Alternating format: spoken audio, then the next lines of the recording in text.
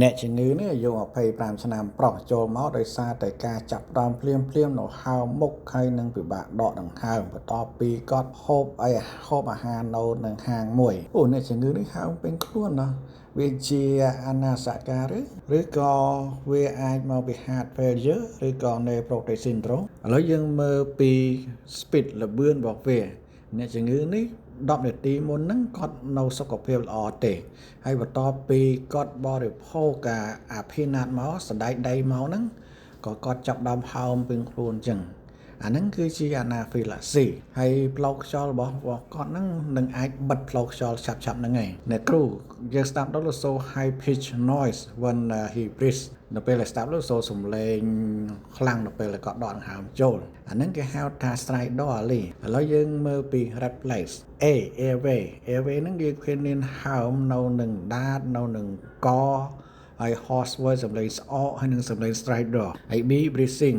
នេះយើងឃើញថាគាត់ដកដង្ហើមញាប់ហើយមានលសូ wheezing ហើយគាត់មាន channel ទៀតម្លងស្វាយនៅបបេមាត់ C ហ្នឹង circulation ហ្នឹងមើលគាត់រៀង fineness ចង់ដួលហើយ blood pressure គាត់ low ហើយ pulse របស់គាត់នឹងខ្សោយហើយនឹងញាប់ D ហ្នឹង disability គាត់មើល center impending doom ឬក៏ confusion គាត់នឹងអាចវែងវាន់ឆាប់ហ្នឹងហើយអ្នកគ្រូខ្ញុំអាចចាក់ IV ដើម្បីឲ្យអង្គទី histamine បានទេអ្នកគ្រូមិនមានទេអង្គទី histamine ហ្នឹងសម្រាប់តែitchy skinning រមាស់លើស្បែកវាមិនមានសម្រាប់ជួយសង្គ្រោះជីវិតរបស់អ្នកជំងឺទេអញ្ចឹងជំរើសទី1នៃការព្យាបាលមានតែ adrenaline ទេឬក៏ epinephrine អញ្ចឹងនៅពេលដែលយើងជួប anaphylaxis step by step action របស់យើងគឺ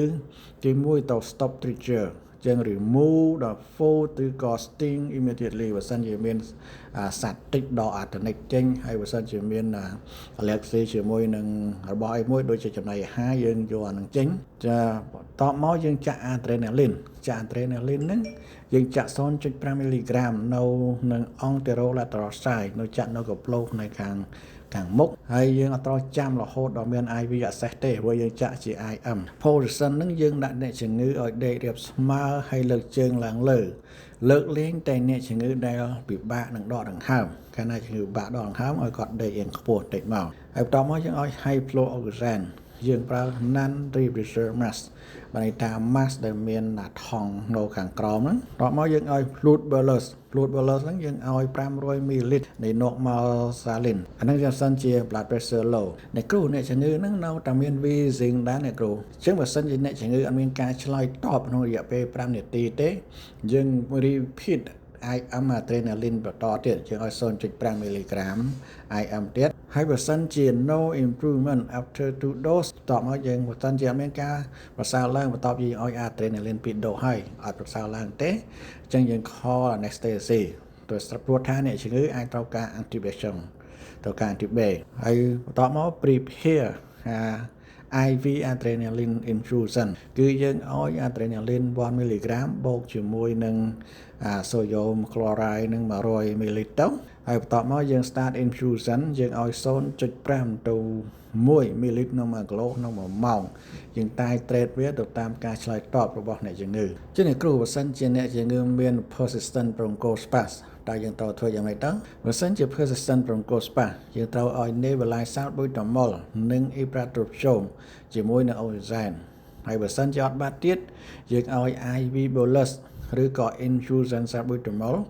យើងឲ្យ250 microgram slow loading dose តមក flow by 5 ទៅ10 microgram per minute ឬក៏ aminophylline IV aminophylline នឹង250 mg over 5 minutes យើងដាក់ anesthesia inhalation តែគ្រូគាត់ដកដង្ហើមបានល្អឡើងវិញហើយយើងមើលទៅរៀង sound clear ស្ដាប់សួរទៅ clear ឡើងវិញណាគ្រូ good job ឥឡូវយើងត្រូវតែចងចាំថាអ្នកជំងឺហ្នឹងយើងត្រូវតែតាមដាន